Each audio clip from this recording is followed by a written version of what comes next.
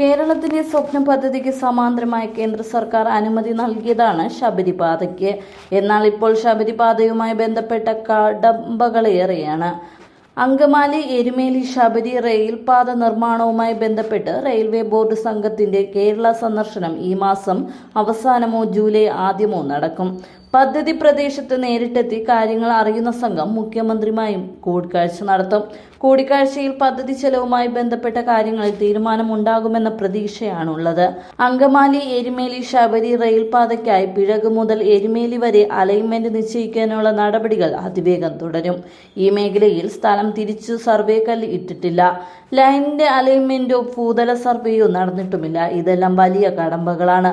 പദ്ധതിയുമായി മുന്നോട്ടു പോകാൻ സർക്കാർ നിർദ്ദേശം നൽകിയിട്ടുണ്ടെങ്കിലും പദ്ധതി ചെലവുമായി ബന്ധപ്പെട്ട തർക്കം വലിയ കടമ്പയാണ്.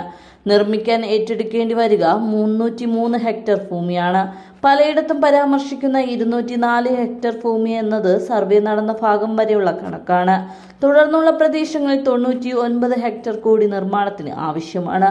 111 കിലോമീറ്റർ പാതയിൽ അങ്കമാലി മുതൽ കാലടി വരെ 7 കിലോമീറ്റർ പാതയും കാലടി സ്റ്റേഷനും നിർമ്മിച്ചിട്ടുണ്ട്.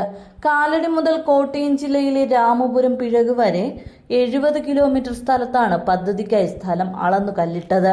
പിഴക് മുതൽ എരുമേലി വരെ അലൈൻമെന്റ് നിശ്ചയിച്ച സ്ഥലമെടുപ്പിന്റെ വിശദാംശങ്ങൾ തീരുമാനിക്കണം. സ്റ്റേഷനുകൾ തീരുമാനിച്ചിട്ടുണ്ടെങ്കിലും അവ നിർമ്മിക്കുന്നത് കൃത്യമായ സ്ഥലങ്ങൾ നിശ്ചയിച്ചിട്ടില്ല. രാമപുരം മുതൽ എരുമേലി വരെയുള്ള ഭൂമിയുടെ കാര്യം കണക്കുകളിൽ വന്നിട്ടില്ല.